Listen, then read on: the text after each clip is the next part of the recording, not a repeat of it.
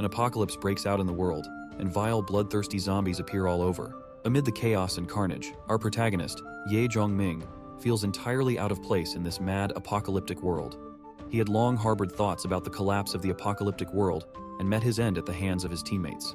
Let's dive into the world of 10 years ago. There was a massive change in the world. 90% of humanity had become bloodthirsty mutants. As mutants rapidly infect humans en masse, mysterious wheels descended from the sky.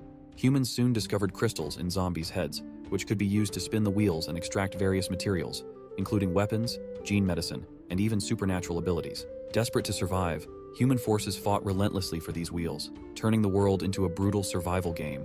Zhong chose to obey to stay alive, even if it meant abandoning his principles. After a decade of grueling training, he finally earned his place on the elite monster fighting team. He believed his hard work would lead to a brighter future, but instead, it ended in betrayal and death at the hands of his own teammate. Just when he thought it was over, he woke up next to Bai Shi, a girl who died long ago, in the very house he lived in before the apocalypse. Naked and disoriented, he realizes it's September 10th, 2220, the day before the apocalypse began. As memories of the monstrous apocalypse flood his mind, he grapples with the horror of reliving that nightmare. But then, a spark of determination ignites within him. He recalls the 10 years of survival skills and combat experience he acquired.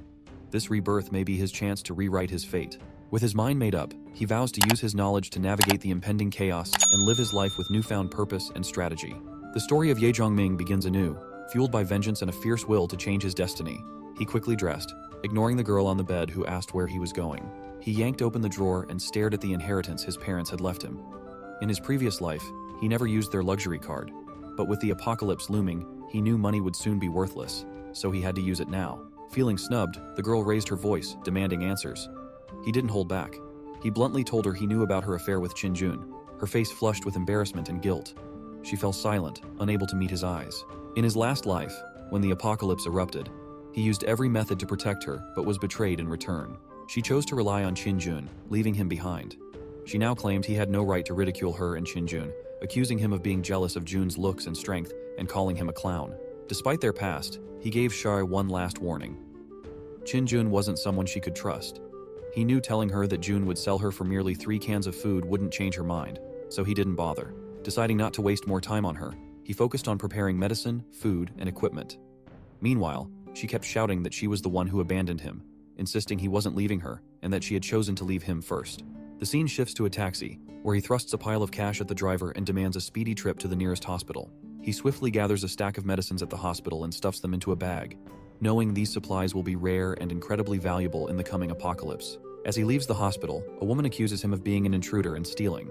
He says that the money for the medicines is on the counter, adding he has no time for further clarification, because people would only believe him once they meet the upcoming danger. He then hurries to an outdoor gear shop, methodically purchasing various defensive tools and gearing up from head to toe. Just as he's about to finalize his payment, he notices a machete on the weapons counter that resembles one he used in his past life. Without hesitation, he decides to buy it for 10 times the price, confident it will be invaluable. He left the shop confidently, unaware that the shopkeeper was secretly pleased, having duped him into paying 10 times the item's actual value. But the fool was oblivious to the looming danger ahead. After gathering everything he needed, he hopped into a taxi. The driver, enticed by the money, sped off, with the car racing towards Heyday Mansion, just a short distance away. He recalled from memory that the Apocalypse Wheel, also known as the Trade Wheel, the sole source of resources for survivors, should be located there. He needed to act quickly to secure the most vital equipment and special abilities it offered. He promised the taxi driver an extra $300 if he could get him to Heyday Mansion in 5 minutes. The driver quickly shifted gears, telling him to hold on tight. Racing down the road, the driver narrowly avoided hitting a pedestrian. As the driver sped ahead, his mind raced, remembering if he'd overlooked anything. Suddenly, it hit him. The Apocalypse Wheel, also known as the Trade Wheel. This was the sole source of survival resources. Water, food, equipment, and even special abilities. All could only be obtained by spinning that wheel. He needed to be the first to reach it. According to his memory, the first Apocalypse Wheel should be near the Heyday Mansion, but the taxi was stopped at the entrance to the high-end area. Undeterred, he instructed the driver to force their way through, promising to cover any damages. The driver complied and charged ahead while the alarmed policeman called for reinforcements. The car soon arrived at a desolate area and stopped slowly. Before getting out, he suggested the taxi driver stop and leave the area. He added that the driver should head to places with fewer people afterward. As he stepped out, guards chasing them quickly apprehended him. Noticing his calm demeanor, one guard mentioned that a taxi had smashed through their guardrails and accused him of trying to flee. The policeman warned him not to act dumb. Despite the situation, he remained composed and was told to look above in the sky. But a massive rumbling sound grew louder before the policeman could ask where, and he had no chance to reply. Slowly, an era-transcending battleship appeared, causing the policeman's expressions to shift from anger to sheer fear. Zhang felt a cold sweat as the scene mirrored precisely what happened 10 years ago. He wondered why the creator had left the wheel behind and forced people into conflict. Determined to change his fate, he seized this opportunity to become stronger and strike back.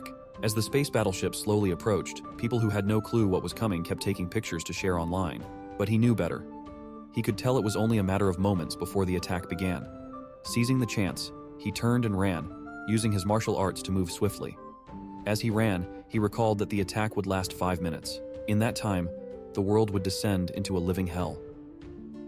In no time, he reached the door of a nearby villa. He rang the doorbell, posing as a delivery man. He remembered that the first wave of apocalyptic wheels would soon appear. Once the battleship ceased their assault, the wheels would descend. When the electric gate buzzed open, he slipped inside without hesitation. The woman inside, undeniably charming in her appearance, eyed him with suspicion. She insisted he wasn't a delivery man and demanded to know who he was. She warned him to leave or she would call the police. But he stood still, ignoring her words, knowing she had no combat skills and was completely unaware of the looming danger. Just as the woman was about to protest further, a loud explosion erupted outside, followed by terrified screams. His stomach tightened as he saw the massive space battleship releasing a fleet of giant vessels that crashed into cars and buildings. Curious onlookers moved closer, unaware of the threat, only to see the vessels split open, releasing a green mist that shot toward them. Within seconds, those caught in the fog transformed into terrifying undead. One man tried to save a friend, but it was too late. The friend had already turned into a deadly zombie who attacked him without mercy. For him, who had lived through the apocalypse, the chaos outside was nothing new. The lady, however, was visibly shaken by the screams and destruction. Her eyes wide with fear, she demanded that he leave her house immediately, clearly unsure of his intentions. But he, unfazed by her panic, ignored her and noticed a strange glimmer coming from the kitchen. Without hesitation, he rushed towards it and found himself staring at a massive golden wheel that had mysteriously appeared before him. Curious and anxious, the lady followed him into the kitchen, only to be stunned by the sight of the enormous wheel. At the center of the wheel was a gray crystal, indicating it was the one-rank, one-crystal wheel. Despite that, he felt a wave of satisfaction wash over him. He knew even a one-crystal wheel could offer something valuable. But the woman beside him was filled with doubt. How could something like this just appear out of nowhere? He wasn't concerned with her skepticism. He focused on the rewards within the wheel. He spotted a strengthening drug that could boost a person's strength 2- or 3-fold. But there was a problem. He had no crystals to activate the wheel. As he examined the wheel closer, he noticed something unusual. Typically, level 1 wheels only required 5 crystals, but this one needed 7. This difference made him confident there was something even more valuable hidden within. After another look, he spotted the prize, a lucky card. The lady, puzzled by his muttering, finally asked what he was talking about. He explained that a lucky card could enhance a person's unique abilities, such as improving their physical strength or granting them a companion beast. In the back of his mind, he wondered why this woman hadn't turned into a zombie yet. It could mean she had some resistance to the poison. He began to think she might be helpful, perhaps even a reliable assistant in the future, but the woman wasn't convinced by his explanation. She still eyed him suspiciously. He pointed out to the lady that the screaming outside had suddenly stopped. Her eyes widened with surprise as she realized something terrible must have happened. Ignoring the danger, she decided to step outside and see for herself. He knew this was a fatal mistake. The silence meant that most of the screaming humans had already turned into mutants, no longer able to cry out. As she cracked open the door, an undead creature lunged at her. She stumbled back, crashing to the ground, struggling desperately to fend off the snarling monster. But it quickly overpowered her, pinning her down. Just as it seemed she was done, a flash of light sliced through the air, and the undead's head rolled away. Dazed, the lady looked up to see him standing over her, his machete gleaming with fresh blood. He had saved her in the nick of time. He bent down and pulled a crystal from the monster's head. The lady stared at it, suddenly realizing it looked exactly like the one on the mysterious wheel in her kitchen. 2 more undead creatures charged toward the open door before she could fully process what had just happened. She screamed a warning, telling him to look behind him. In an instant, he spun around, facing the 2 undead head-on. With a quick, fluid motion, he leaned out of their reach and slashed once, taking both creatures down in a single deadly strike. The lady watched in shock, her heart racing as she realized just how lethal he indeed was. He had seemed like just an ordinary guy to her, but now she saw the brutal efficiency with which he handled the mutants, and it left her speechless. In her shock, the lady asked for his name. After introducing himself, he extended a hand, pulled her to her feet, and then asked for her name in return.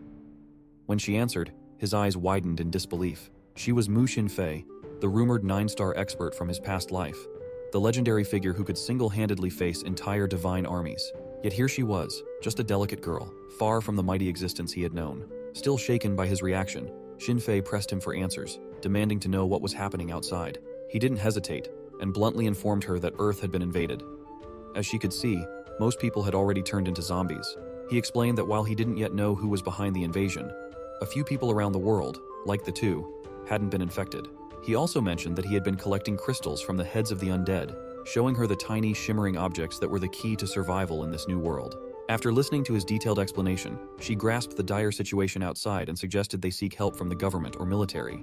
But he shook his head, explaining that those entities likely collapsed within minutes of the attack. As far as he could tell, the entire Earth had become a playground for the undead.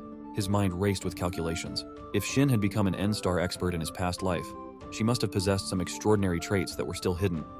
He needed an assistant, and she seemed like the perfect candidate. So, he decided to teach her the survival rules of this new undead world.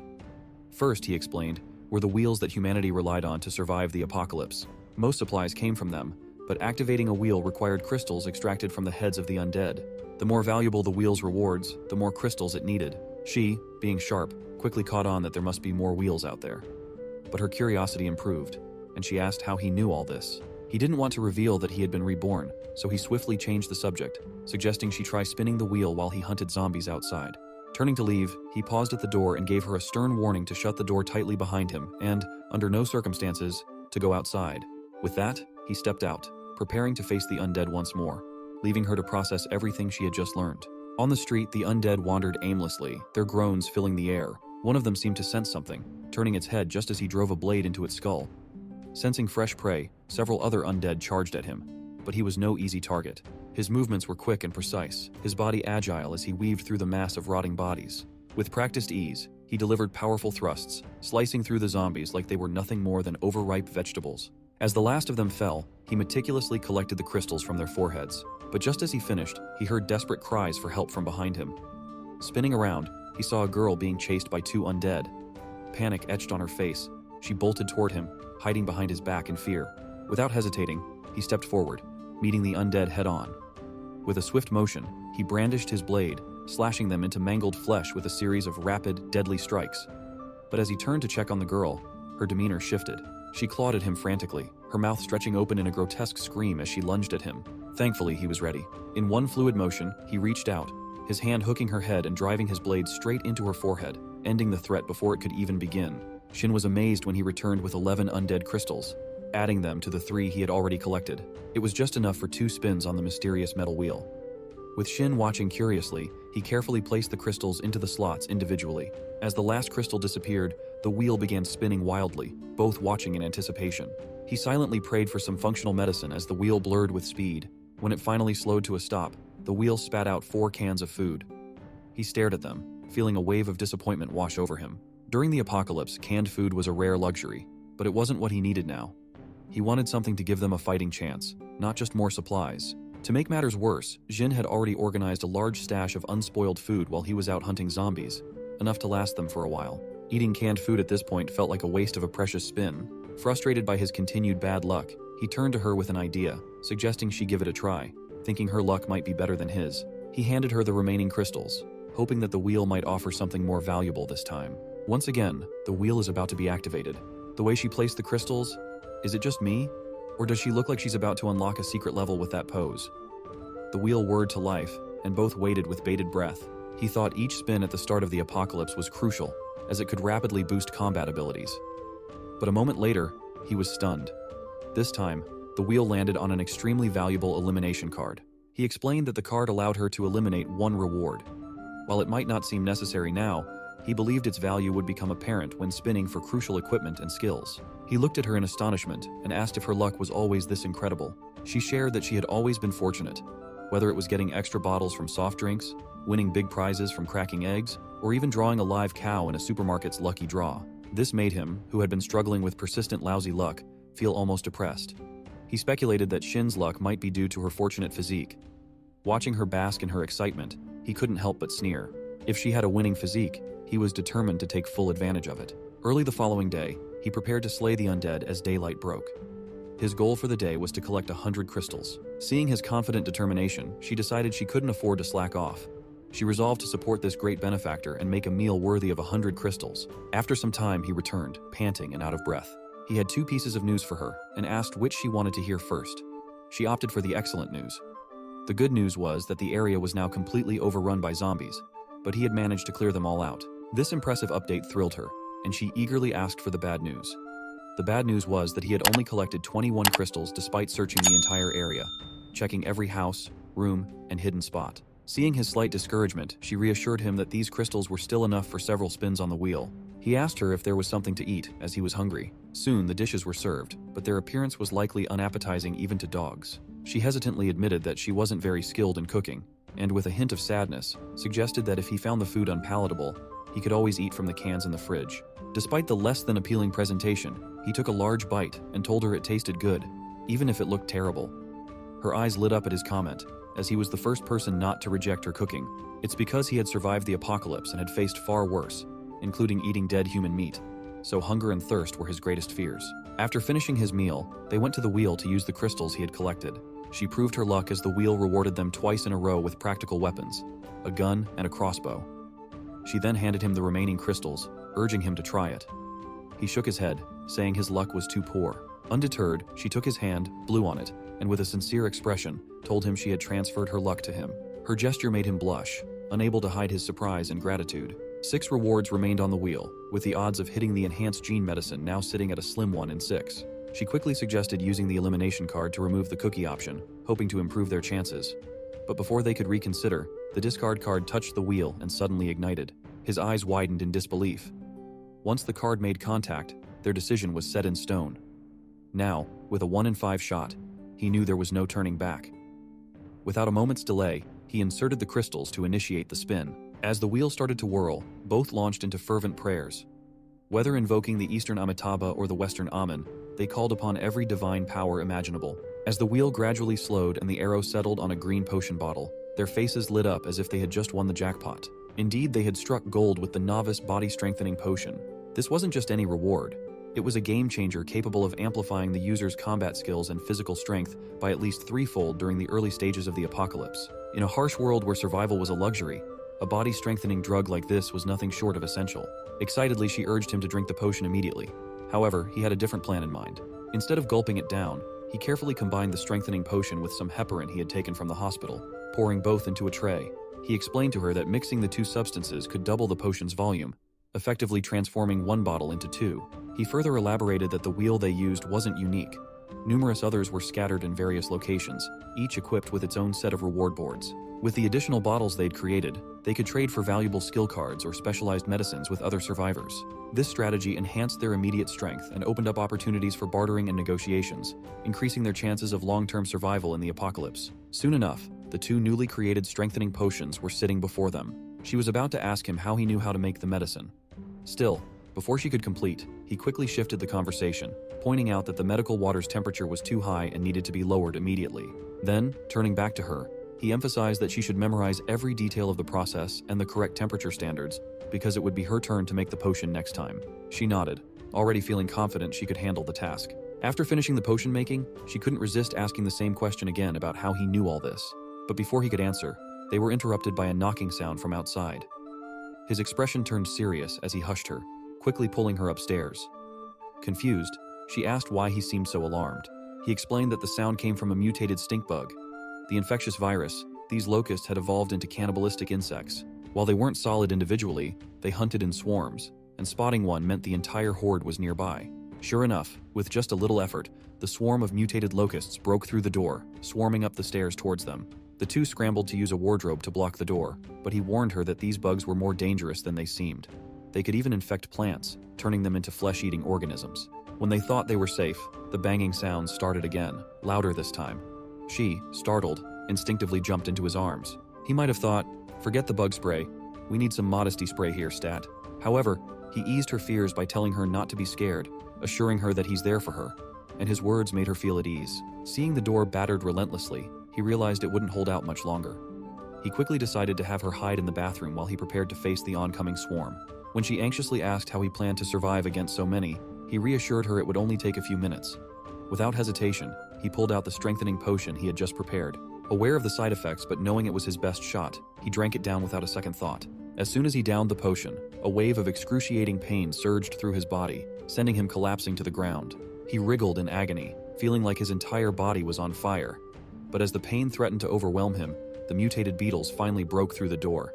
He crumpled to the floor, but the potion's effects started kicking in. Was this the end for him? Not a chance. In an instant, a flash of steel pierced through the air, impaling one of the beetles. Boosted by the potion's strength, he sprang into action, launching himself at the swarm with lethal precision. His eyes glowed with an eerie red light, making him look like a reaper from the depths of hell. The pain from the drug's side effects was unbearable, driving him to scream in fury as he fought. The mutated beetles swarmed him, but he roared defiantly and charged forward, his blade slicing through them with relentless force. In a frenzy of slashing and stabbing, he tore through the horde, leaving a trail of carnage in his wake. Green, mutated blood splattered across the walls and floor as he hacked away at the last of the creatures. Finally, when the previous beetle fell, he was left standing amid the destruction, panting heavily from the exhausting battle, his body trembling from both the fight and the after-effects of the potion. As he surveyed the shattered limbs scattered across the floor, a nagging suspicion crept into his mind. A locust swarm's appearance always signaled a locust queen's presence. The swarm would keep reproducing endlessly if the queen wasn't dealt with. As he pondered this, a massive mutant loomed into view. It was the locust queen. Enraged at the sight of her slaughtered brood, the queen spewed a jet of green liquid at him. Fortunately, he reacted quickly, dodging the acidic spray by a hair's breadth. The liquid sizzled and corroded everything touched, but he wasn't intimidated. As the queen charged at him again, he decided to stop holding back. He leaped into the air in a flash, soaring above the queen before driving his blade down hard into her back. The locust queen let out a bone-chilling shriek of agony, writhing in pain.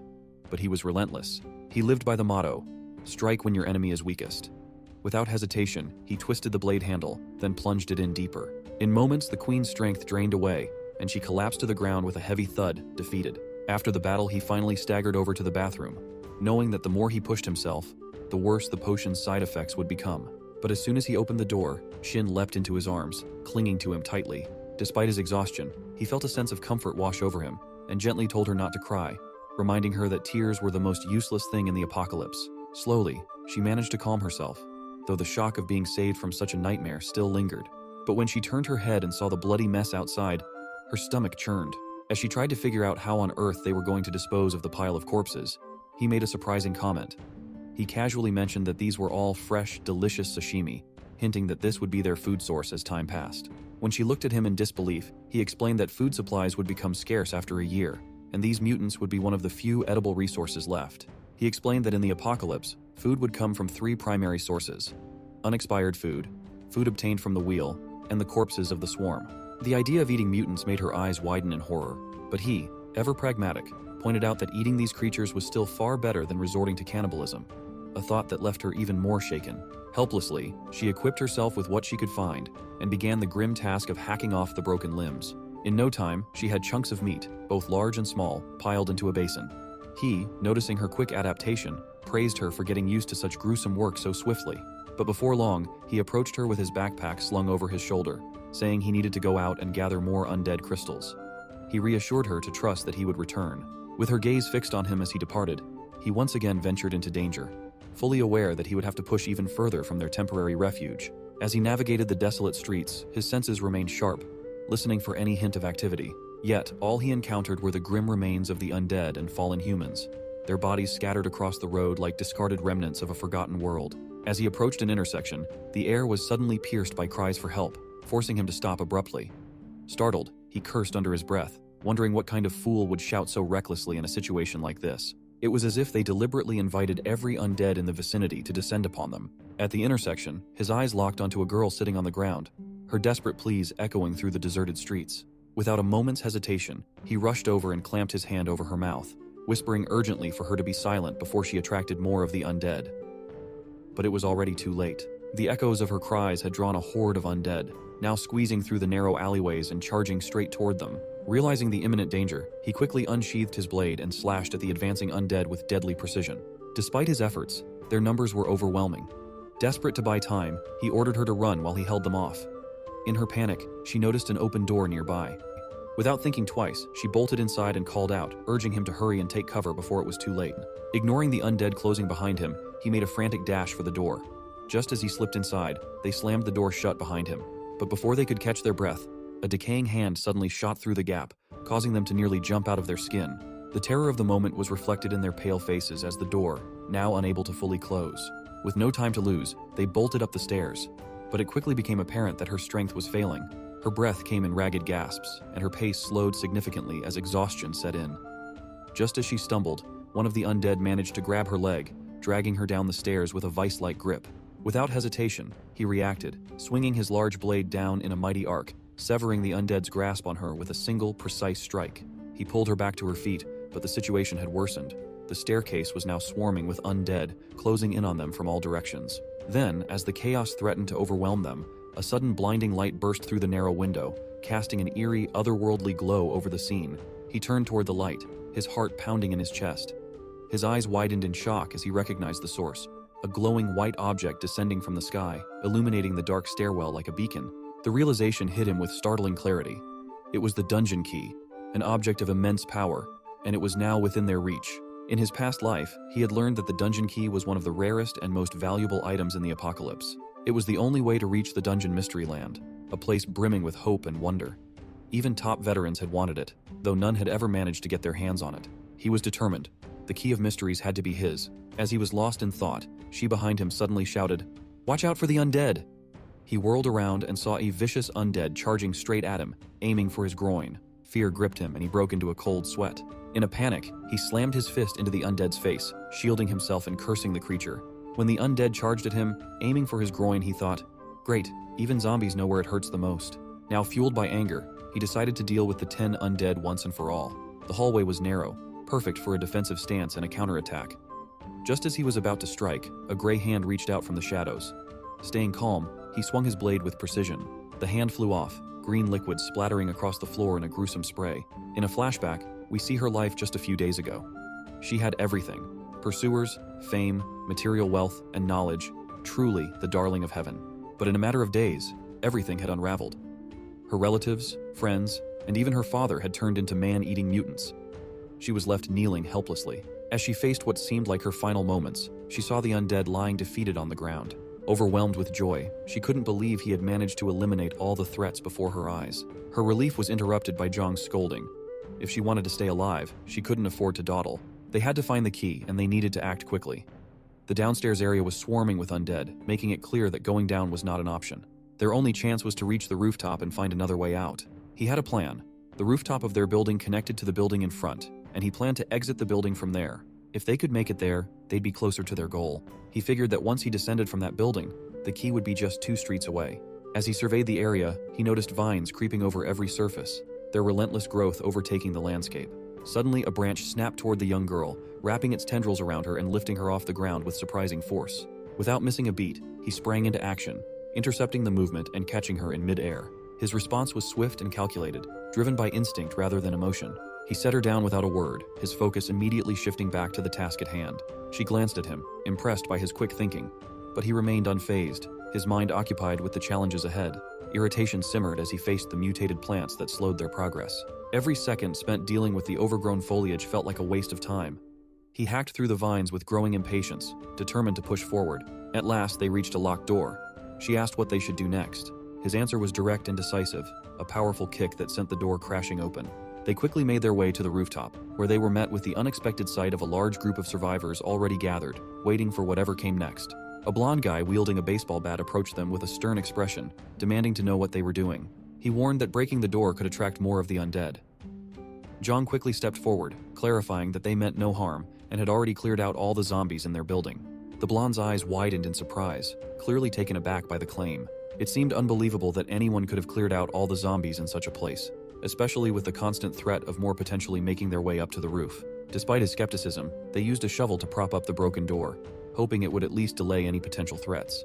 The blonde turned back to him, accusing him of putting everyone in danger regardless. Before tensions could escalate, his friends intervened, pointing out that he and the girl hadn't even known there were others in the building.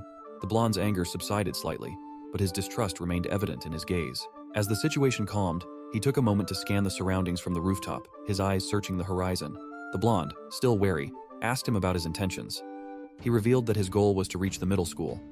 The blonde raised an eyebrow in surprise, questioning how he planned to navigate the streets, likely crawling with zombies. He explained that he had seen some lights in that area and was determined to investigate them. The blonde's expression shifted from skepticism to reluctant admiration. Impressed by his courage, he confirmed that the lights were indeed at the school. He then pointed out a possible shortcut, another building close to the east side of the rooftop. If he was willing to take the risk, he could try jumping across to reach it. However, the blonde warned that it was a dangerous move, one that could seriously injure anyone who attempted it. He looked at the gap between the buildings, weighing his options. The jump was risky, but it was also the fastest route to his destination. Determined, he made up his mind. The blonde watched him closely, as if trying to gauge whether this stranger would actually go through with it. He immediately headed east, intent on assessing the situation for himself. The gap between the buildings was about 5 meters, with the opposite rooftop sitting 1 level lower, a distance he judged to be challenging but manageable. For him, it was nothing more than a test of his daily training, something he felt confident in handling. He made up his mind to take the leap. Just as he was about to move, the girl tugged at his clothes, her eyes wide with fear as she pleaded with him not to leave her behind. A brief pang of compassion crossed his mind, and he agreed to take her backpack with him across the gap. The blonde, watching this unfold, scoffed and warned that he was asking for trouble by trying to take both. Zhang, thinking quickly, suggested using ropes to secure the backpack and his body to hers, ensuring they could cross together safely. The blonde let out a harsh laugh, dismissing the idea. He pointed out that there was no way she could make the jump while burdened with both a heavy backpack and another person. Instead, he offered a different solution. The girl should pass the backpack to him, and he would throw it over once they were safely on the other side. But Zhang wasn't convinced. He knew that handing over the backpack could mean losing it forever, especially to someone as untrustworthy as the blonde. When he declined the offer, the blonde's demeanor shifted from dismissive to hostile. His eyes narrowed, and he threatened to break his arm if he didn't comply. Zhang could have replied with a cold smile, "You'll have to catch me first. Good luck with that." Without another word, he backed up, took a running start, and leaped from the 200-meter-high building. Time seemed to slow as he sailed through the air, the wind rushing past him. He landed on the opposite roof with a heavy thud, his bare arm and knee absorbing the impact, leaving scratches and bruises in their wake. The blonde stood on the other side, stunned into silence, unable to believe what he had just witnessed. Wasting no time, he quickly secured the ropes and prepared to help the girl across. But as he worked, he couldn't shake the feeling that they were being watched. His instincts proved correct. A hulking stranger, hidden in the shadows and observing them through binoculars, had been tracking their every move. This stranger, a member of a notorious outlaw community, saw the chaos unfolding below as an opportunity.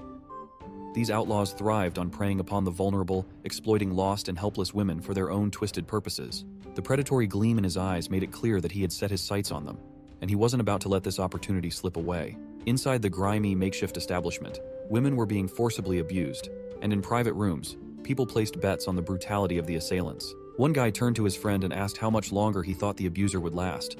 The friend, placing a bet for a cigarette, guessed 1 more minute. The white-haired guy scoffed, saying that this rundown place didn't even have a box of wine. He'd only found the cigarette from the body of an old man. His friend countered that if the place wasn't a school canteen, where would he find wine? To get wine, he'd need to head to the principal's office. A bald guy chimed in, noting that the principal's office was locked by some fool of a student. So what could they do? One of the men suggested they wait for the 5th brother, Lao Wu, and proposed throwing all the girls to the zombies. The white-haired guy objected, arguing that they shouldn't throw them away. This angered the bald guy, who seemed to think they'd gone beyond the point of no return. As they conversed, the giant who had been closely watching the girl with Zhang walked in. The room erupted in chants of 5th brother in his honor. One of the men informed him that the building they were occupying was now surrounded by a massive horde of zombies, effectively trapping them inside. One guy grumbled about how one night had dramatically shifted the world's balance. Lao Wu laughed, dismissing the concern. He told them to do whatever they pleased, asserting that in this world, only the strongest reigned supreme. Even the apocalypse, he claimed, only made their rule more divine. The scene shifts to Zhang risking his life as he weaves through the perilous streets in search of the dungeon key. His movements are swift and calculated, effortlessly darting past lurking monsters. However, the girl struggles to keep up, her breath coming in short, ragged gasps. Fear and exhaustion weigh heavily on her, and she finally begs him to slow down, terrified that he might leave her behind. Irritated, he begrudgingly slows his pace, but not without grumbling under his breath. He mutters about how she's become a burden, feeling tricked into helping her simply because she appeared helpless. His frustration is palpable, yet despite his annoyance, she manages to keep up, pushing herself to match his pace. After what feels like an eternity, they finally reach the school. The silence that greets them is eerie, with not a single sound to indicate the presence of the undead. The air is thick with tension, and he can't help but wonder where the zombies have gone. He guesses that the quiet is due to the undead being gathered elsewhere by sheer chance. He's right. Inside the school, multiple students have barricaded themselves in classrooms, desperately trying to escape the undead that had overrun the area. Their faces are marked by despair, knowing that even if the zombies don't breach their makeshift defenses, hunger and isolation will eventually take their toll. As they cautiously move through the hallways, a girl trapped inside one of the classrooms spots them. Her eyes widen with a mix of hope and desperation, and she begins calling out for help, her voice trembling with fear. The girl at his side instinctively moves to respond, but he immediately stops her, his hand shooting out to silence her. "Don't," he admonishes, his voice low and stern. He reminds her that making noise could attract the undead lurking nearby, potentially leading them straight to their location. He points out, with a bluntness that stings, that she wouldn't be able to defend herself if they were swarmed. His words are harsh, but they're rooted in the grim reality of their situation. She hesitates, a pang of sadness washing over her as she looks at the trapped students. The sight of their helplessness and fear tugs at her heart, filling her with distress. She wants to help them, to do something, anything, to ease their suffering. But he, ever the realist, quickly quashes her thoughts of heroism. He explains that they have no idea how many zombies are outside those classrooms, and that he's not equipped to take on such a large number. His tone is firm as he tells her that this is the apocalypse, and if she truly wants to save those students, she'll have to find a way to do it on her own. The gravity of his words sinks in, and she nods, a quiet apology slipping from her lips. As she followed him through the dark, dilapidated corridors of the school, a flurry of questions raced through her mind. Why had he chosen this school as his destination? Was there any hidden sanctuary where they could evade the relentless zombies? The eerie silence of the school, punctuated only by their footsteps, heightened her anxiety. Trying to break the tension, she gathered the courage to thank him for saving her earlier and asked for his name. He stopped abruptly and turned to face her with a skeptical look. He asked her if she really thought a single word from her could repay the risk he had taken, his tone dripping with sarcasm. She was momentarily stunned, unsure of how to respond. His bluntness caught her off guard. In frustration, she asked what he actually wanted. With a smirk, he told her that he had saved her to use her as bait. He added, almost casually, that in a tight spot, a pack of instant noodles would be more useful than she was. His remark left her speechless and taken aback by his cold indifference. Swallowing her pride, she introduced herself as Liang Chu Yin. In return, he shared his name. Despite his harsh demeanor, she decided to stick with him, convincing herself that deep down, he was a decent person, even if his mood was perpetually sour. As they continued their search for the dungeon key, the distant cries for help from a corner classroom reached their ears. He hypothesized that the survivors inside might have seen the key or at least had valuable information about its location. He instructed Liang to stay hidden and, with agility, climbed up a pillar to reach the classroom. The noise from his movement attracted the undead inside the school. As a monstrous creature lunged at him, he reacted swiftly. He delivered a powerful kick to one's head, sending it crashing into a nearby wall. Landing with precision, he drew his blade and, in a series of swift, calculated strikes, dispatched the approaching undead. Inside the classroom, 3 survivors huddled together, their fear palpable. Among them was Teacher Pooh, who stepped forward with a mixture of relief and gratitude. He scanned the room, assessing the survivors, and wondering if they had seen where the key might have fallen. Teacher Pooh introduced himself and explained that they were trapped with 2 students and a girl named Chiang, who had sadly perished. Pooh asked if they had seen a ray of light, emphasizing that any detail could be crucial. He promised that if they helped him locate the key, he would ensure their safety. The 2 students shook their heads, indicating they hadn't witnessed the light. However, Pooh spoke up with certainty, saying she had indeed seen it, and even knew where it had landed. His curiosity piqued, he immediately pressed for the exact location of the light. Pooh, however, insisted that he first rescue them before revealing the key's location. Doubts clouded his judgment, and he hesitated, questioning whether he would really assist them once he knew where the key was. Pooh described the key's descent in vivid detail, hoping it would be enough to secure their rescue. Despite the detailed description, he assessed that the situation was dire. There were too many undead outside to guarantee the safety of all 3 survivors. With his current capabilities, he could only take 2 people with him. The children, outraged by his decision, demanded an explanation for his apparent disregard for their companion's life. They argued vehemently, finding his choice unfair and unreasonable. He sneered at their frustration, dismissing their pleas with a grim reminder. There's no fairness in the apocalypse. Only the strong survive while the weak are left to perish. With a hardened resolve, he instructed them to remain where they were if they chose to wait for death. Drawing his sword and bracing for any potential attacks, he made his decision. He would take the 2 who were willing to follow him, leaving the rest to their uncertain fate. The students were gripped by fear, but Pooh gently caressed their shoulders, trying to offer them a shred of comfort. He, standing at a distance, ordered them to decide who among them would leave with him. Understanding that only 2 could be saved out of the 3, Pooh didn't hesitate. Without a second thought, she selflessly offered the students the chance. Observing this, he assured her that he would safely escort the 2 children out. However, when he pressed for the key's exact location, Pooh, to his surprise, insisted that he wait until after the students were secure. She promised to write down the location and toss it down to him only once they were safe. It was clear that Pooh had meticulously planned this, and her every move was calculated to ensure the children's survival. With a cold tone, he remarked that he hoped she wouldn't regret her self-sacrificing choice, and then ordered the students to follow him. He could feel the presence of 3 zombies lurking just behind the door. He quickly instructed Pooh to lock the door as soon as they exited.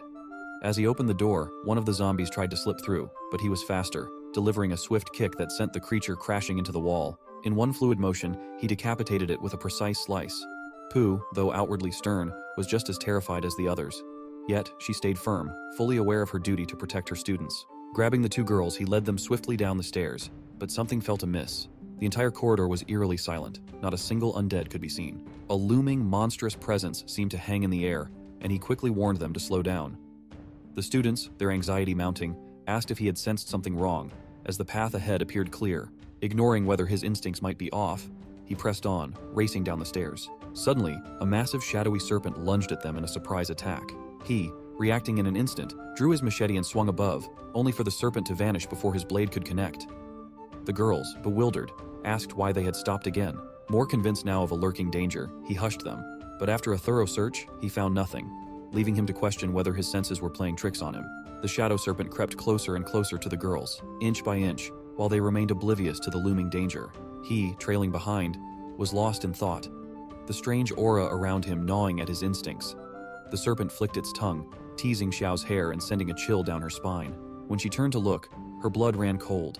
She was face to face with the serpent's gaping mouth, filled with sharp, jagged teeth ready to crush her. Panic-stricken, she nearly lost control of herself. In that split second, he hurled his machete at the serpent's mouth. With a sharp swoosh, a piece of the serpent's lip fell to the ground. The building echoed with its agonizing shriek, a sound that pierced through the gut and heart. Enraged, the serpent lashed out with its claw at him. But instead of retreating, he stood his ground, meeting the attack head-on with his fist. To his shock, the punch didn't even faze the beast. He quickly realized that the serpent had metal-clad arms, making it a nearly indestructible foe. Its relentless attacks, barely dodged by him, proved it was far harder to defeat than he had anticipated. Seeing the serpent's relentless strength, he launched a perfect roundhouse kick, aiming for its head with all his might. But the attack seemed to have no effect. Instead, the serpent's insane strength allowed it to seize him by the leg. With a brutal force, it slammed him into the ground so hard that the floor cracked beneath him. The girl watched in horror, her heart gripped with fear. If he couldn't defeat this monster, none of them had a chance to escape. Desperately, she called out to her companion, Lee, for help.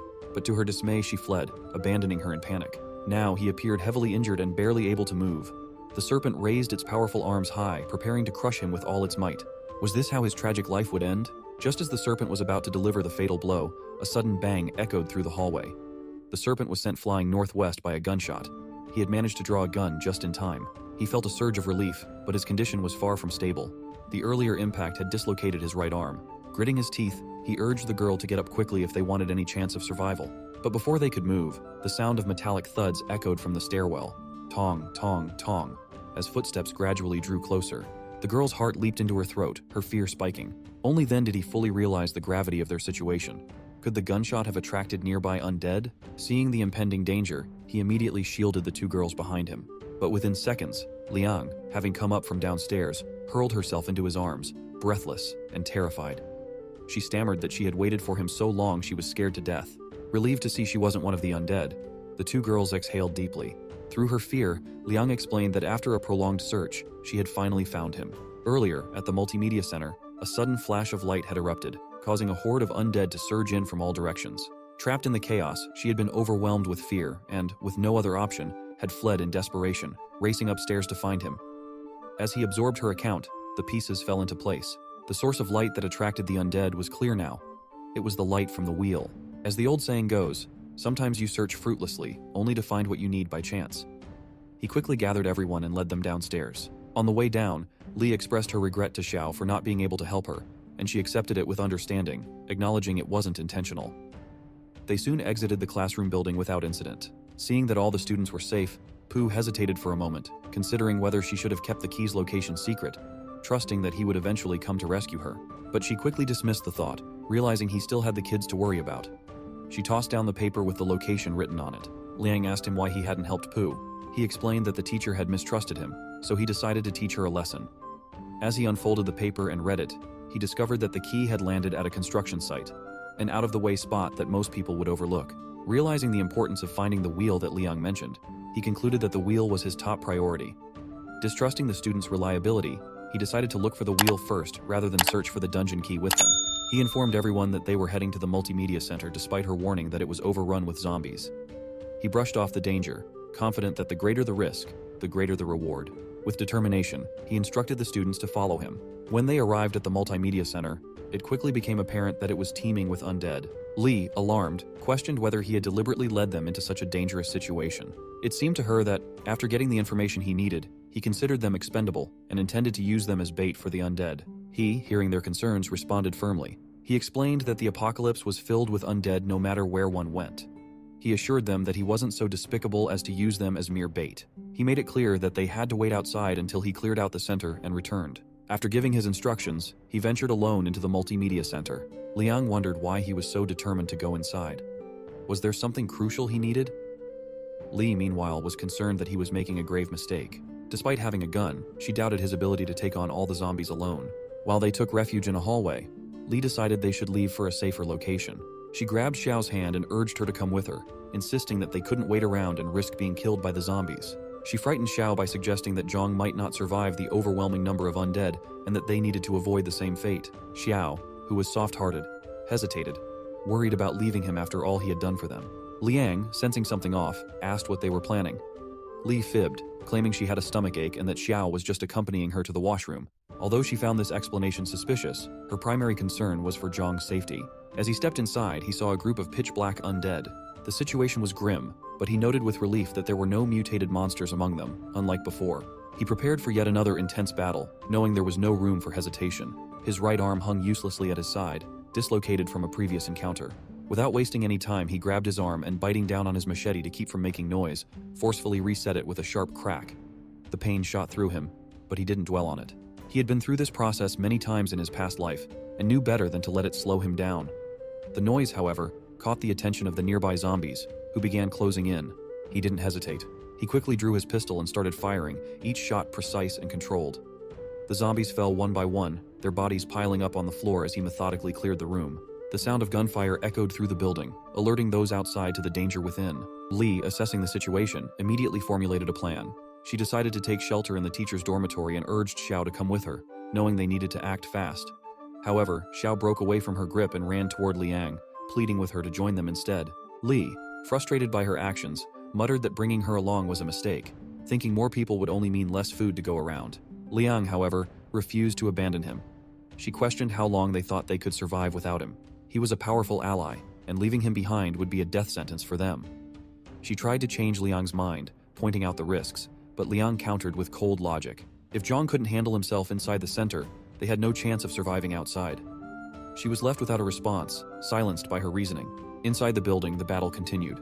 Zhang moved with precision, cutting down the undead with ruthless efficiency. The floor was littered with the corpses of the zombies he had defeated, a stark reminder of the relentless fight he had just endured. Then something caught his eye amidst the chaos. Standing before him was a color wheel, distinct and unexpected. He approached cautiously, realizing as he got closer that this wasn't just any ordinary wheel. It was an extra rare tricolor wheel, far more valuable than anything he had anticipated finding. He paused, his mind racing as he assessed the situation. He knew its value and what it could mean for his future efforts. The exhaustion from the battle faded into the background as he prepared to claim this rare find, understanding the significance of what lay before him. In the apocalypse, wheels wield incredible power, with the potential to save lives. While ordinary wheels range from grade 1 to 9, there are also special multicolored wheels. The tricolor wheel, the 7-color wheel, and the 9-color wheel. Ordinary wheels offer equipment and food, but multicolored wheels provide extraordinary benefits. They grant formidable battle skills such as warrior, assassin, and ranger abilities, as well as incredible support skills like doctor, alchemy, and even chef. Attaining a professional skill from a wheel unlocks its greatest resources. For instance, an assassin with a wild battle sword could achieve movie-like precision and prowess. However, compared to a single-color wheel, multicolored wheels are incredibly rare. There's also a risk. If the wheel lands on a black area, it could explode like a bomb. As he focused on the wheel, he noticed a badge within the black area, indicating it was a professional section, and therefore, safe from explosion. Despite his string of rotten luck, he had unexpectedly found a tricolor wheel. Could it be that Shin's luck had somehow transferred to him? In the hallway, Xiao desperately tried to persuade Liang to flee from the center, but she steadfastly refused. Instead, she warned them about the danger of making noise and attracting more zombies. Lee, however, was confident that the zombies wouldn't pose a threat since they were all drawn to Zhang inside the center. She forcefully dragged Xiao away, sarcastically suggesting they should wait for his corpse, their supposed savior. Liang, enraged by this remark, slapped Lee across the face, demanding she remember who had saved her life. Lee, stung by the humiliation, retaliated with a slap of her own, warning Liang not to think he would always be there to protect them. As the tension escalated, Xiao tried to lead her away from the area, unaware of the looming dangers of the apocalypse. Meanwhile, in the darkness, a pair of watchful eyes focused intently on Liang, who remained blissfully unaware of the impending danger. Fifth brother, enjoying their recent fight, gave orders to his men to capture her immediately. Despite their concerns about plunging into a horde of zombies, their leader was confident that all the zombies had been lured into the center, making it relatively safe elsewhere. On the other side, Li, fuming with anger, searched for a good hiding spot. Xiao, bewildered and questioning their decision to go off alone, tried to keep her voice low, knowing that Li had already been slapped for her concerns. As they descended the stairs, they arrived at a location where they could clearly detect someone's presence due to subtle movements. Meanwhile, Liang was consumed by anger at the ungrateful girls. As she wandered aimlessly, she heard their distant screams. At that moment, a dark shadow began to close in on her. Before she could react, a man seized her from behind, restraining her tightly. Liang cried out loudly in panic, but her pleas went unheard. Suddenly, a crude man appeared from around the corner, leering as he remarked on Liang's beauty. He ordered his men to take her to Lao Wu for their amusement. She warned them that Zhang would not take kindly to this, but they dismissed her, confident that he was likely dead and that no one would come to her rescue. Back inside the multimedia center, he wished for a cheat code to automatically gather all the crystals, because in an apocalypse, the only thing worse than zombies is manual labor. Unaware of the chaos outside, he wished for a cheat code like in a game that could automatically gather all the crystals for him. Li and Xiao sprinted through the desolate streets, a savage zombie closing in on them with terrifying speed. Their breath came in ragged gasps as they cried out for help, but Li quickly silenced Xiao, warning her that shouting would only draw more of the undead to their location. In her desperation, Li stumbled, her legs giving way beneath her. Xiao, noticing her friend's struggle, stopped in her tracks and extended a hand to help her up. The zombie was nearly upon them, its growls growing louder. But Li, driven by an overwhelming instinct to survive, made a split-second decision. With a forceful shove, she pushed Xiao directly into the path of the approaching zombie, using her as bait to buy herself time to escape. Xiao's eyes widened in shock and disbelief as she was thrown to the ground, left to the mercy of the undead. The zombie pounced on her with feral aggression, and within moments, her screams were silenced, replaced by the grisly sounds of her demise. Li, drenched in sweat and shaking from the near miss, forced herself to keep moving. She retraced her steps back to the spot where Zhang had instructed them to wait, only to be confronted by a horrifying sight.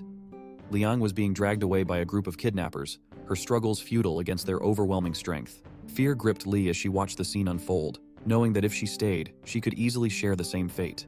Without a second thought, Li began to back away, hoping to escape unnoticed. But one of the kidnappers caught sight of her and immediately gave chase. Panic surged through her as she fled once more, her lungs burning with every breath. Meanwhile, Liang, refusing to give in without a fight, managed to sink her teeth into the hand of one of her captors.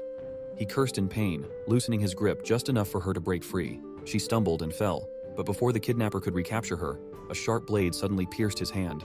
The kidnapper howled in agony, releasing her as he clutched his wounded hand. She, seizing the opportunity, scrambled to her feet and rushed towards Zhang, who had just arrived in the nick of time. She threw herself into his arms, relief washing over her as she realized he had come to save her. The building echoed with the kidnapper's gut-wrenching scream as he pulled the blade from his hand, his face contorted in fury. He spat out a threat, vowing that his boss and the notorious fifth brother would never let this insult go unpunished. But before he could finish his sentence, Zhang delivered a crushing punch to his chest, followed by a brutal kick to his face that sent him crumpling to the ground. With the kidnappers incapacitated, he turned to Liang, his expression serious. He asked where the other girls were, and she explained that Li and Xiao had doubted he would make it out alive, so they had decided to head in a different direction. As they spoke, Li staggered into view, breathless and disheveled. She quickly fabricated a story, claiming that Xiao had fallen behind and was overtaken by zombies. Her voice trembled as she apologized, promising to be more cautious in the future. Liang asked him what he was going to plan to do with the kidnappers. He told Liang that she needn't worry. The zombies would take care of them.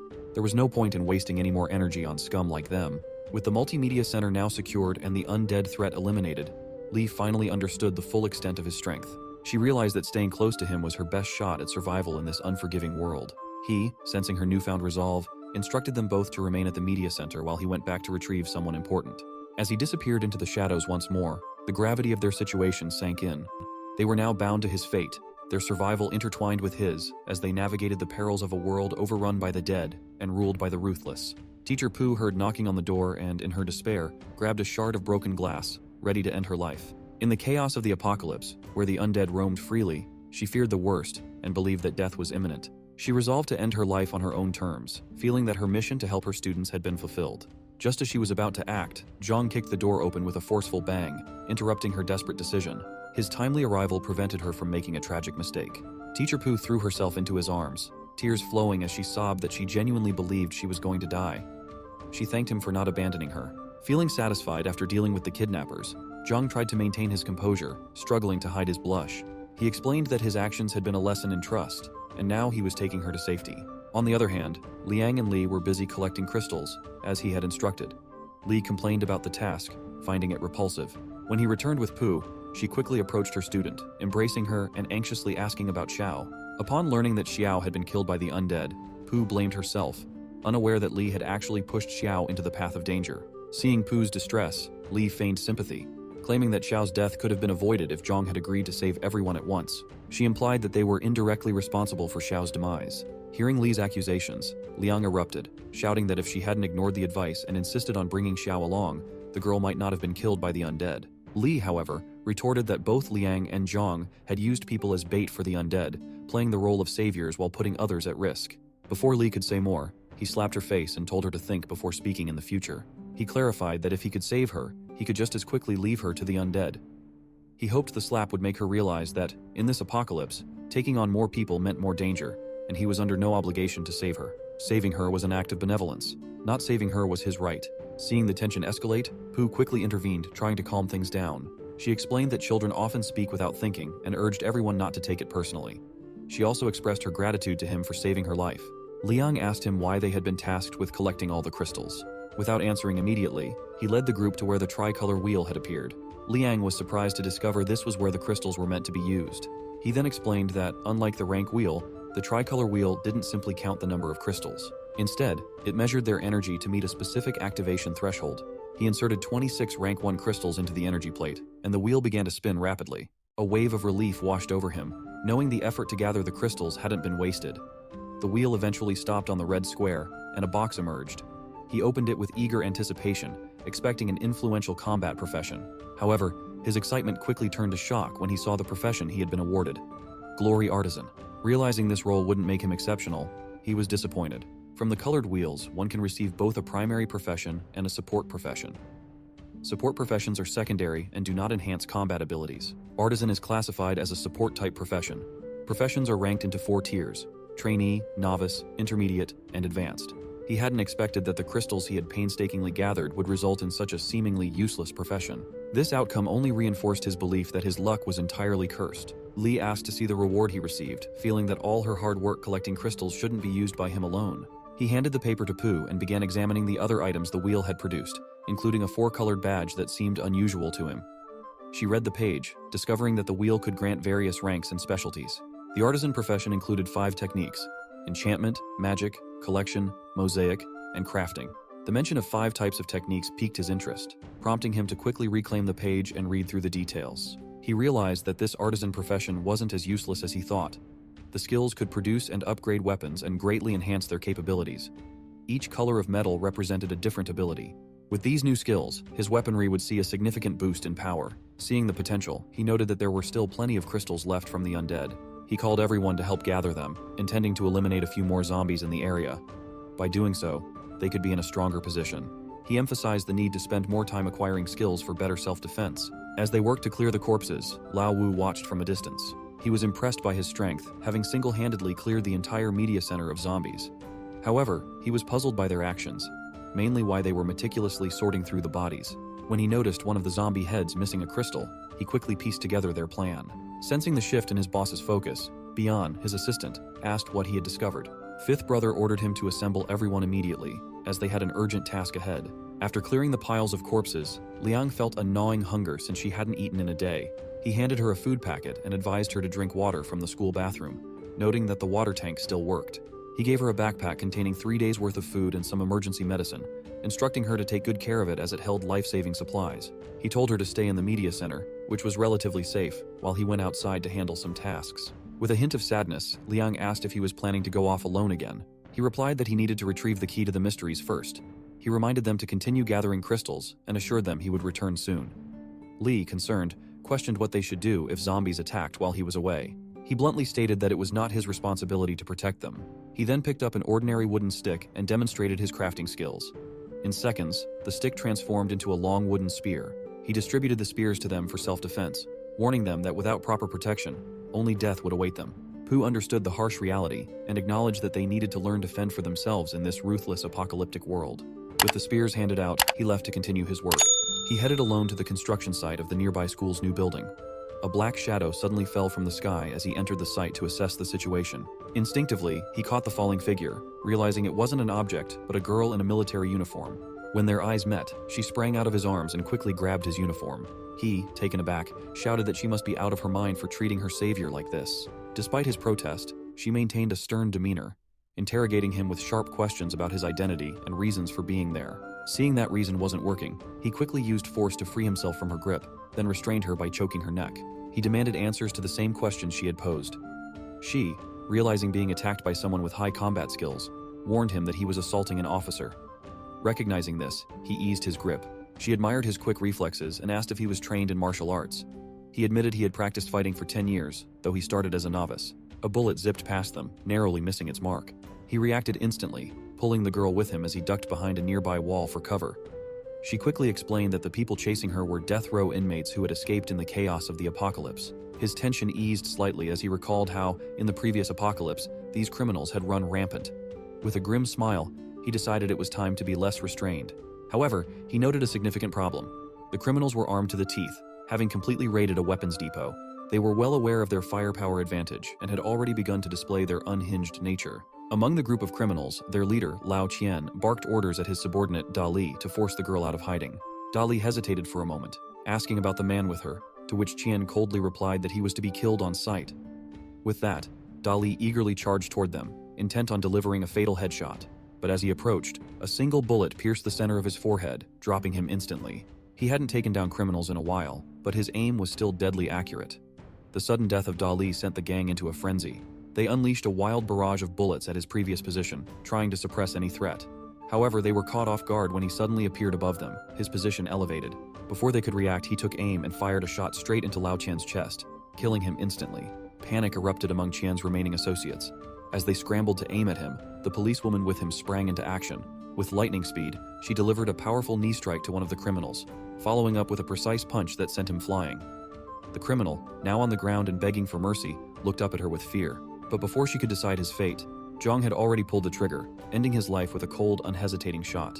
The policewoman rounded on him, scolding him for killing a criminal who had already surrendered. She questioned his actions, asking why he had pulled the trigger when the man was no longer a threat. He didn't offer an answer, his expression remaining hard and unreadable as he holstered his weapon. After ensuring the criminal was dead, she questioned him again about his actions. He explained that he was doing what police officers should have done, eliminating dangerous criminals. He murmured that in the apocalypse, there were countless cases where people begged for help not just from the undead, but from scum-like death row criminals who preyed on them. He recounted how, in his past life, his ex-girlfriend was brutally raped and killed by such criminals. He emphasized that since these criminals were already sentenced to death, he would show them no mercy. She looked at him, noting his cold demeanor. While she understood his reasoning, she was struck by how young he was, yet so mercilessly cold-blooded. She wondered what experience had hardened him so profoundly. On the other side of the city, a man nervously informed Lao Wu that the two people he had sent to rescue had already been bitten to death by zombies. The news sent a surge of anger through Lao Wu. But when the man suggested avoiding Zhang due to his formidable martial arts skills, Lao Wu's response was swift and brutal. He landed a heavy punch on the man's face, knocking him off balance. Lao Wu sneered and declared that killing him was the key to controlling the entire area. With him out of